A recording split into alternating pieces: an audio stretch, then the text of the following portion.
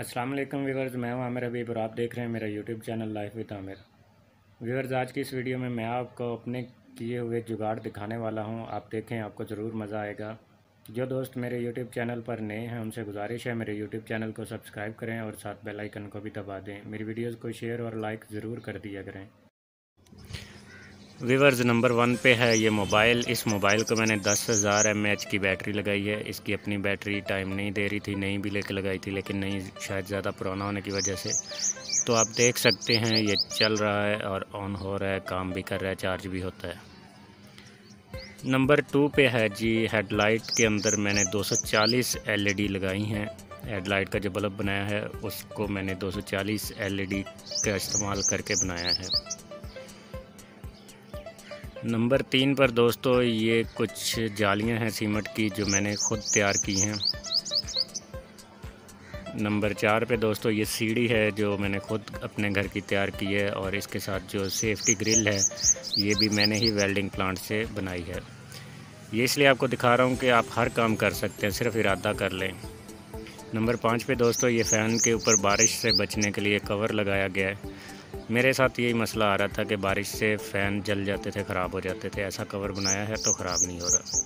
Number 6 पे दोस्तों ये क्लॉक है। मेरे पास एक टैब था जो ख़राब था, उसको मैंने क्लॉक में कन्वर्ट कर दिया है।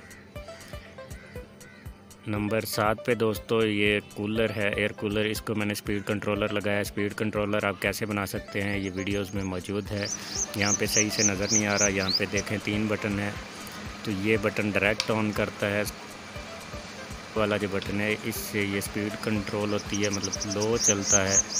और इसके साथ जो था डायरेक्ट वाले के वो मोटर का था पानी की।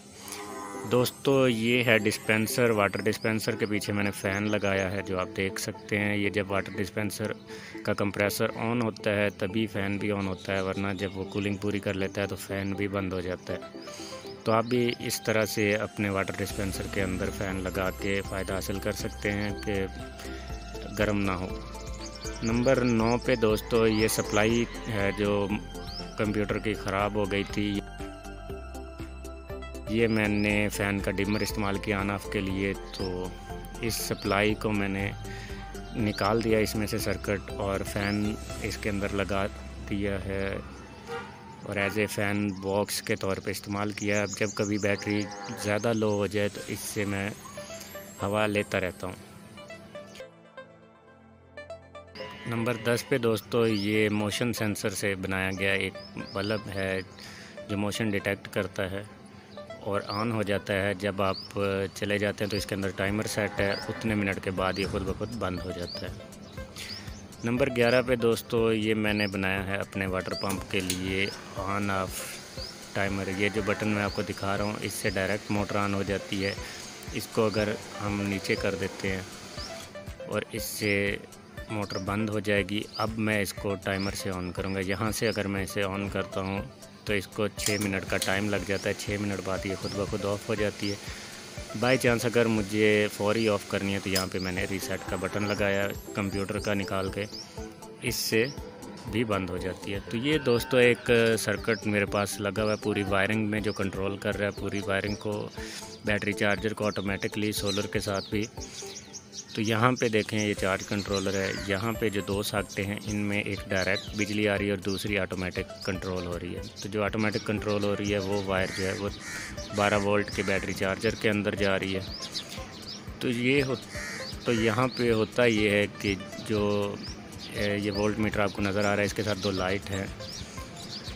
ये बटन है डायरेक्ट यहाँ से बंद हो जाता है 12 वोल्ट का चार्जर अगर आपने परमानेंट ऑफ करना है। तो यहाँ से अगर आपको ऑन करना हो 12 वोल्ट चार्जर विदाउट ऑटोमेटिक तो आप इस बटन से ऑन कर सकते हैं। ऐसा सेटअप मैंने लगाया। अदरवाइज़ जो वोल्ट मीटर है उसके साथ जो 2 लाइट हैं वहाँ पे एक सर्किट है जो कंट्रोल करता है, खुद ही ऑन करता है और खुद ही चार्जर को ऑफ़ कर देता है जब बैटरी फुल हो जाती है। तो ये बैटरी लगी हुई है, यहाँ से इसकी वायर ऊपर जा रही है। ये दोस्तों वायरिंग के अंदर मैंने पॉइंट छोड़ा हुआ है कूलर चलाने के लिए 12 वोल्ट का सोलर पे। जो 2 बटन आपको अभी नज़र आ रहे हैं वो शीट पे, ये वाले बटन हैं सोलर पे कूलर को चलाने के लिए, या आप इसको कन्वर्ट कर सकते हैं बैटरी पे। ये 2 वे हैं। ये जो है यूपीएस का बोर्ड है, नीचे जो है वो डायरेक्ट इलेक्ट्रिसिटी बोर्ड है, लेकिन उसमें एक सॉकेट ऑटोमेटिक है और एक डायरेक्ट है। तो दोस्तों यहाँ पे जो ट्रांसफार्मर बड़ा आपको दिखा है वो 12 वोल्ट का है। तो नंबर 13 पे दोस्तों है कि हमारे पास TP-Link CP220 था, जिसको मैंने एक ओमनी एंटीना लगाया। एक पहले भी था जिसको मैंने 2 ओमनी एंटीने लगाए थे। तो एक मैंने ये जुगाड़ किया, ये भी वर्क कर रहा है। ये हम देख सकते हैं कि ये TP-Link का CP220 है। ये पहले वाले की इमेज है जिसमें मैंने 2 एंटीने लगाए थे, और किस तरह से लगाए हैं वो भी वीडियो मैंने दिखाई है कि किस तरह से आप लगा सकते हैं। तो दोस्तों ये कुछ तस्वीरें हैं, ये बल्ब बनाया था उसकी तस्वीर है। ये भी एक नंबर 14 पे फार्मूला है कि पहले मैंने इसको डबल बैटरी करके भी देखी थी, लेकिन फिर भी कामयाब नहीं हुई।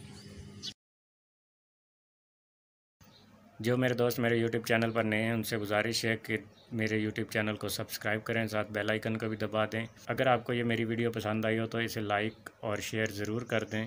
अपना बहुत सारा ख्याल रखना है, मुझे भी दुआ में याद रखिएगा। अल्लाह हाफिज़।